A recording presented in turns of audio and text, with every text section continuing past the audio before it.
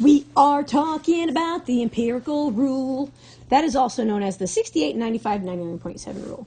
Basically saying 68% of your data falls within one standard deviation from the mean on each side. 95% is 2 standard deviations on each side.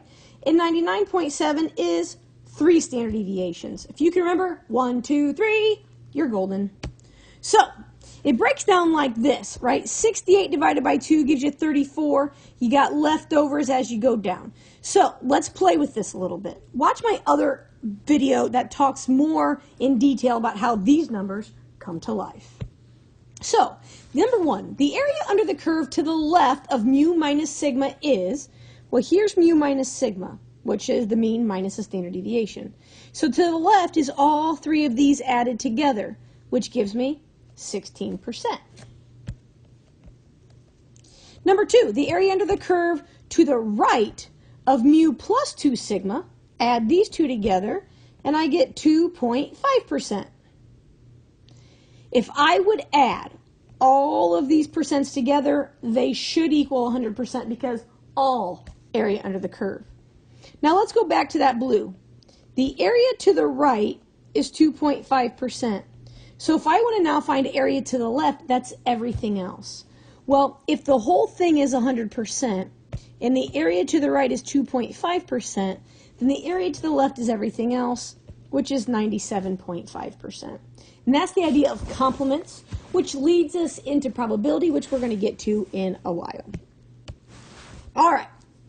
So we're going to use a mean of 66.7 and a standard deviation of 9.41 to label this graph. So remember that when you label the mean, you always start with the mean and it goes in the middle. So 66.7. Now, as we go to the right, we add. So if I take 66.7 and I add 9.41, I get 76.11. I add 9.41, I get 85.52. Oops, that's a 2. I add and I get 94.93. Now it works the same going to the left, except you start with 66.7 and you subtract 9.41. So I get 57.29. I subtract it again and I get 47.88. I subtract it again and I get 38.47. So you're always adding or subtracting 9.41. You add to the right, you subtract to the left. Approximately 95% of the days of September fall between what 2 temperatures? Well, 95% is 2 standard deviations from the mean. So I take my mean, I go to this direction. So 85.52 is the high side, to this direction, and that makes 47.88 that side. So 95% of the days will fall between 47.88 degrees and 85.52 degrees. How likely is it that a September day will be warmer than approximately 95 degrees? Well, approximately 95 is here, and warmer than that is to the right. So the percent in this tail, if you remember from our first thing, is 0.15%. So how likely is it? Not very likely. Based on these values, how many days could we expect temperature to be less than approximately 57? Well, less than 57 is 16% of our days. Well, remember, it says how many. There are 30 days in September, so 16% of 30. So that's 0.16 times 30, which gives me roughly 4.8. So we're talking about 5 days will be less than 57 degrees. A popcorn company builds a machine to fill 1 kilogram bags of popcorn. They test the first 100 bags filled and find they have an average of 1,040 grams, which is 1.04 kilograms, just FYI, and a standard deviation of 25. So let's fill it in.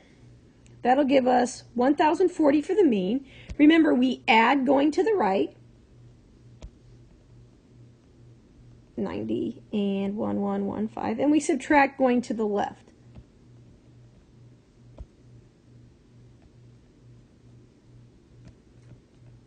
All right, so there's our values. The middle 95% of people will receive bags between what weights?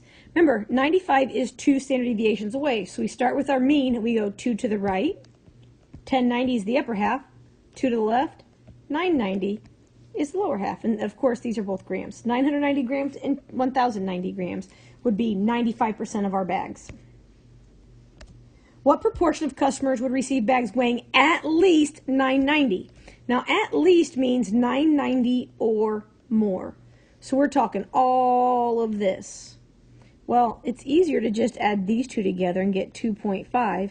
So the rest of this is 100% minus 2.5, which would be 97.5%. Estimate what percentage of customers would receive bags weighing less than 1 kilogram. Now, 1 kilogram is 1,000 grams. And if I'm looking at this and I'm like, 1,000 grams isn't really on here. So I have to choose between 990 and 1015.